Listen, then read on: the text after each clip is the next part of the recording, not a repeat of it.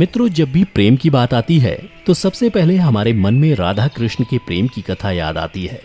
परंतु अधिकतर जनमानस के मन में ये सवाल उठता है कि जब भगवान कृष्ण राधा रानी से बेइंतहा प्रेम करते थे तो फिर उन्होंने उनसे शादी क्यों नहीं की। अगर आपके मन में भी ये सवाल उठता हो तो ये वीडियो आपके लिए ही है, क्योंकि आज के इस वीडियो में मैं आपको इसी सवाल का जवाब बताने जा रहा हूं कि आखिर भगवान श्री कृष्ण ने राधा रानी से विवाह क्यों नहीं किया। तो वीडियो के अंत तक हमारे साथ जरूर बने रहें। नमस्कार मित्रों, द डिवाइन टेल्स पर आपका एक बार फिर से स्वागत है। हिंदू धर्म ग्रंथों में इस प्रसंग से जुड़ी कई कथाएं प्रचलित हैं, जिनमें से सबसे पहली कथा के अनुसार ऐसा माना जाता है कि राधा कोई और नहीं बल्कि श्री कृष्ण का ही एक रूप थी।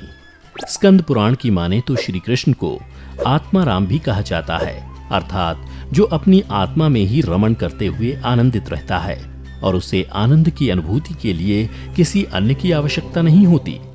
उनकी आत्मा तो राधा ही है, अतः राधा और कृष्ण को कभी अलग नहीं किया जा सकता।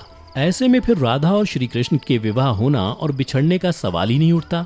श्री कृष्ण ने ही खुद को दोनों रूपों में प्रकट किया है। ये भगवान का एक मनोरम रूप है।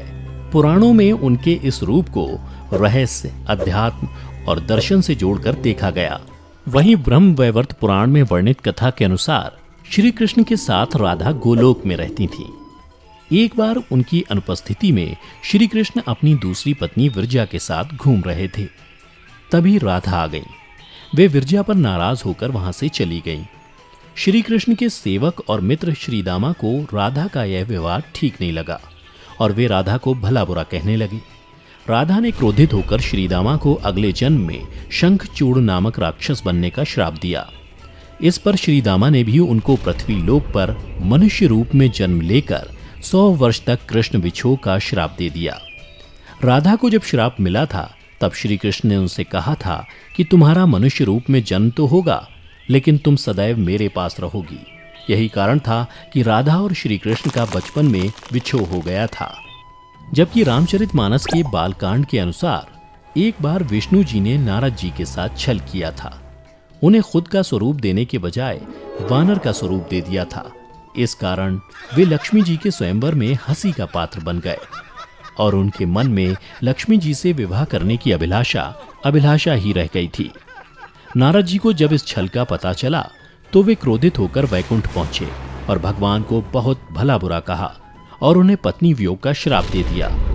नारद जी के श्राप की वजह से रामावतार में भगवान रामचंद्र जी को सीता का वियोग सहना पड़ा था और कृष्णावतार में देवी राधा का।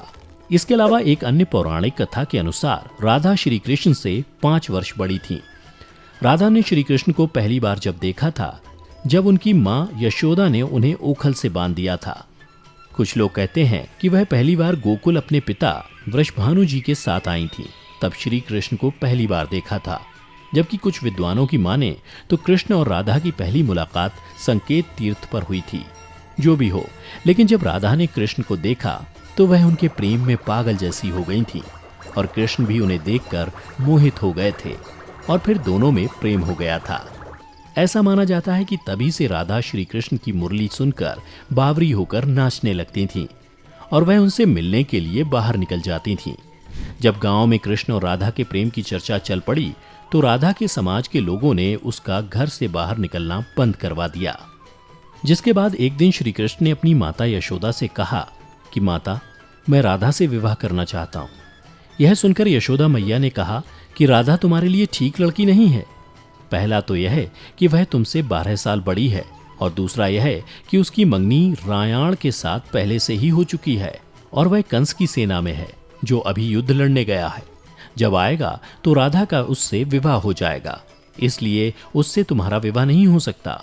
हम तुम्हारे लिए दूसरी कन्या ढूंढेंगे। लेकिन कृष्ण जिद करने लगे। तब यशोदा ने नंद से कहा। कृष्ण ने नंद की भी बात नहीं मानी। तब नंद बाबा कृष्ण को गर्ग ऋषि के पास ले गए।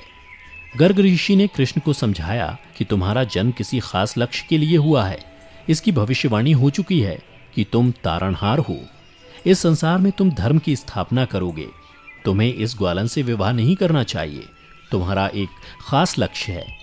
तब श्री कृष्ण कहते हैं कि मुझे नहीं बनना तारणहार, मैं तो अपनी गायों, ग्वालनों और इन नदी पहाड़ों के बीच ही रहकर प्रसन्न और आनंदित हूँ। और यदि मुझे धर्म की स्थापना करनी है तो क्या मैं इस अधर्म के साथ शुरुआत करूं कि जो मुझे चाहती है और जिसे मैं प्रेम करता हूं उसे छोड़ दूं? यह तो न्याय नहीं है। गर्ग मुनि हर तरह से समझाते हैं, लेकिन कृष्ण नहीं समझते हैं। तब गर्ग मुनि उन्हें एकांत में यह रहस्य बता देते हैं कि तुम यशोदा और नंद के पुत्र नहीं, देवकी और वासुदेव के पुत्र हो, और तुम्हारे माता पिता को कंस ने कारागार में डाल रखा है। यह सुनकर श्री कृष्ण कुछ भी कहने की स्थिति में नहीं रहे और फिर उन्होंने कहा, कृपया मेरे बारे में कुछ और बताइए। तब गर्ग मुनि ने कहा कि नारद ने तुम्हें पहचान लिया है और तुमने अपने सभी गुणों को प्रकट कर दिया है। तुम्हारे जो लक्षण इस ओर संकेत करते हैं कि तुम ही वह महापुरुष हो जिसके बारे में ऋषि मुनि चर्चा करते हुए आ रहे हैं। यह सुनकर श्री कृष्ण चुपचाप उठे और गोवर्धन पर्वत की सबसे ऊंची चोटी पर जाकर अकेले आकाश को देखने लगे। बस वे वहीं दिन भर रहे और सूर्यास्त के समय ज्ञान को उपलब्ध हो गए। वहीं से उनकी दशा और दिशा बदल गई। फिर उसके बाद श्री कृष्ण कंस के बुलावे पर वृंदावन छोड़कर मथुरा चले गए और इधर राधा का विवाह यशोदा के भाई प्रयाण से हो गया। मित्रों, इसलिए भगवान कृष्ण ने कहा कि राधा तो मेरी आत्मा है, भले ऐसे में मैं उससे विवाह करूं या ना करूं, इससे क्या फर्क पड़ता है। विवाह के बाद भी राधा का ना तो मेरे प्रति स्नेह कम हुआ और ना ही मेरा राधा के प्रति। इसलिए मित्रों, अगर आप भी किसी से प्रेम करते हैं और आपकी उससे शादी नहीं होती है तो निराश ना हो, बल्कि उसके प्रेम को अपने मन में हमेशा के लिए याद रखें, जैसा कि श्री कृष्ण ने किया था। तो मित्रों, उम्मीद करता हूं कि आपको श्री कृष्ण और राधा की ये प्रेम कथा पसंद आई होगी।